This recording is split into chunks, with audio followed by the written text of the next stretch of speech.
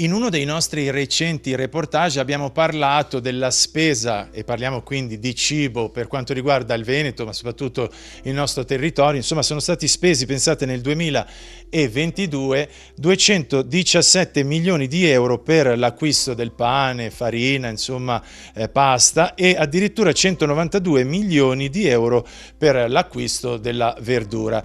Vogliamo capire, lo facciamo grazie a Gian Michele Passarini, presidente CIA Veneto, che cosa c'è dietro questo rincaro, questo esborso veramente esorbitante per quanto riguarda il consumatore finale. Sappiamo che i concimi per il produttore sono rincarati, pensate, del 90% e i mangimi addirittura del 129%. Non sto a ricordare invece una cifra che spaventa, 500% in più per l'acquisto del carburante per i mezzi agricoli o per appunto le consegne. Presidente, vorrei capire perché non riusciamo a ovviare a questi rincari, a questi prezzi, nel senso producendo magari noi internamente mangime e concimi soprattutto che so essere importati. A lei la parola. Sì, grazie, ma di fatto l'ha detto lei, tutto è legato alla disponibilità di materia prima ed è un paradosso se pensiamo che negli anni 70 noi eravamo leader rispetto ad esempio al gruppo Ferruzzi, alla Monte Edison, eravamo produttori, poi si è deciso come nell'energetico di non avere più una politica nazionale di approvvigionamento, di mantenimento degli asset territoriali e quindi oggi siamo in balia dell'estero, si è aggiunta una guerra che ha complicato quelle che sono poi la logistica e di fatto noi oggi paghiamo un prezzo che è legato alla non scelta di programmare questo, ma come ad esempio avere una politica energetica, no? Abbiamo visto benissimo cosa è successo con il gas e quindi è chiaro che oggi bisognerebbe rimettere in piedi un ragionamento a medio-lungo termine, soprattutto oggi in un momento in cui si parla sempre più di economia circolare, quindi anche attraverso ad esempio il recupero dei prodotti agricoli, incentivare sempre più questi percorsi per andare sempre a limitare quello che è il gap che abbiamo tra la necessità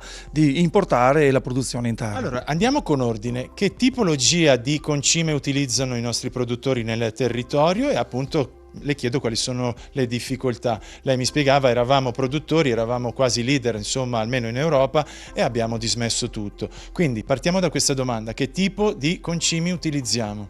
Ma diciamo che sostanzialmente, per non entrare proprio sul tecnico, facciamo una differenziazione tra concimi, quelli che sono organici, quindi concimi che vengono prodotti ad esempio dalle deiezioni degli animali, siano essi avicoli, bovini, suini, e poi ci sono tutta la parte di concimi sintetico.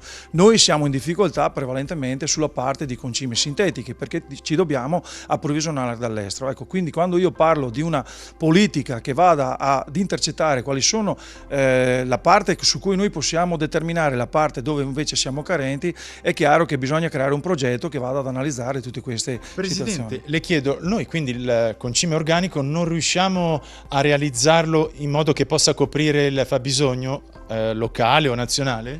No, diciamo che il concime organico è legato alla produzione che tu hai in termini sostanzialmente di zootecnia e diciamo che noi abbiamo un'area padana che è un'area che trova abbastanza un approvvigionamento di materia, tant'è che poi c'è una normativa che regola anche gli spandimenti e quant'altro, perché vanno assolutamente fatti secondo quelle che sono le normative proprio per non rischiare poi di incappare in inquinamento.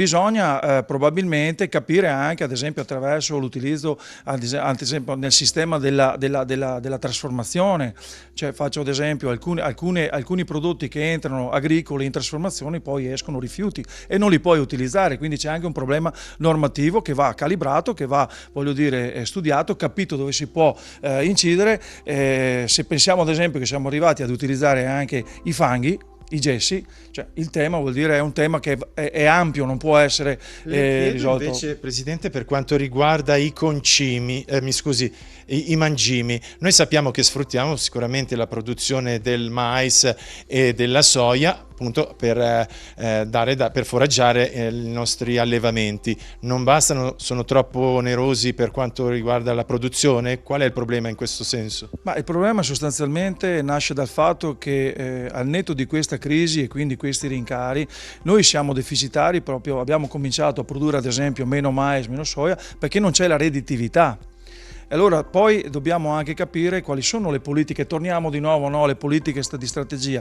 Oggi c'è ad esempio un elemento che potrebbe essere legato alla new breeding technology, cioè alle nuove tecniche di produzione che ci potrebbero dare ad esempio piante molto più resistenti, ci potrebbero dare ad esempio piante che utilizzano meno acqua, quindi c'è un percorso da studiare, da mettere in campo per capire dove sono i margini per poter aumentare le produzioni interne. Partendo da un presupposto, l'Italia sappiamo com'è fatta, ci sono alcuni punti dove si può produrre a livello agricolo in maniera ottimale e altri ad esempio legati alla conformazione morfologica dove non hai grandi produzioni, se pensiamo sull'Appennino, se pensiamo tutto sulla cordigliera appenninica, lì fai fatica a produrre. Ma quindi per chi non è del settore verrebbe da sintetizzare in questa maniera, mi corregga se non ho capito nel caso, noi non produciamo più i concimi perché effettivamente ci sono troppe regole e i mangimi perché non è redditizio. Diciamo che manca una politica che vada a sviluppare questo tipo di richiesta.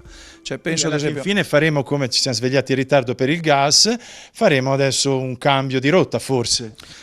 Insomma, non è così facile. Se lei pensa che tutte le nostre grandi denominazioni di origine, le nostre DOP, sono legate ad esempio all'approvvigionamento del mais, non è solo il fatto di fare un cambio di rotta, è di programmare un migliore efficientamento produttivo, altrimenti rischiamo poi di mettere in difficoltà quelle che sono le nostre produzioni.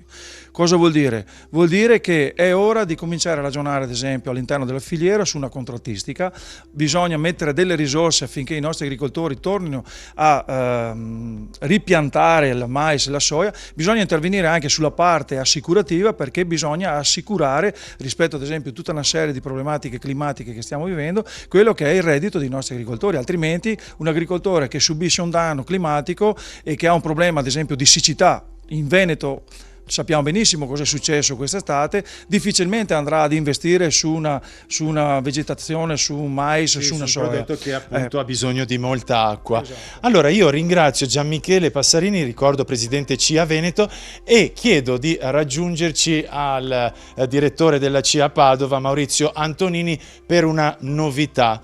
So che c'è una novità, so che state ragionando riguardo insomma a una nuova legge, giusto? Ci può dare qualche anticipazione, direttore? Sì, guardi, non stiamo ragionando su una nuova legge perché la legge c'è già stata già fatta. E per fortuna, guardi, il Veneto è sempre molto più avanti rispetto alle leggi nazionali. Oggi è stata modificata questa legge, diciamo, del Veneto, fatta del 2008, che va a valorizzare il consumo dei prodotti agricoli a chilometro zero. La famosa filiera corta? La filiera corta, ma in questo caso abbiamo due elementi importanti nel momento in cui si va a valorizzare i nostri prodotti a chilometro zero. Primo, chiaramente nel momento in cui il prodotto viene consumato all'interno del nostro territorio non abbiamo tutto un problema dell'inquinamento della CO2, è un elemento importantissimo perché i prodotti non vengono a centinaia di chilometri ma vengono prodotti nel nostro territorio. Secondo, accorciamo la filiera e diamo la possibilità alle nostre aziende agricole di avere una redditività maggiore, quindi è un elemento estremamente importante. La legge inoltre introduce la possibilità per la ristorazione, per tutta una serie di appalti, se all'interno di tutti questi appalti di ristorazione vi sono il 20% dei prodotti a chilometro zero, un punteggio maggiore. Quindi ecco la volontà, la necessità anche da parte della Regione Veneto di valorizzare i nostri prodotti e valorizzare l'attività e l'agricoltura veneta. Le posso chiedere però su cosa state ragionando, qualche anticipazione insomma? Guardi, stiamo ragionando su tutta la filiera e quindi noi siamo molto presi su questa nuova legge nuova o comunque modifica della legge che va sicuramente nella linea in cui la CIA Agricoltori Italiani, ma guardi insieme anche alle altre organizzazioni, stiamo portando avanti e quindi con la valorizzazione dei nostri prodotti. L'altro passaggio che dobbiamo fare è nella grande distribuzione. Dobbiamo accorciare la filiera, dobbiamo dare la possibilità ai consumatori di scegliere e chiediamo ai consumatori di scegliere i prodotti agricoli, i prodotti del Veneto. Passarini e Antonini, sembra quasi un gioco di parole. Io vi ringrazio per la vostra disponibilità e cedo nuovamente allo studio la linea.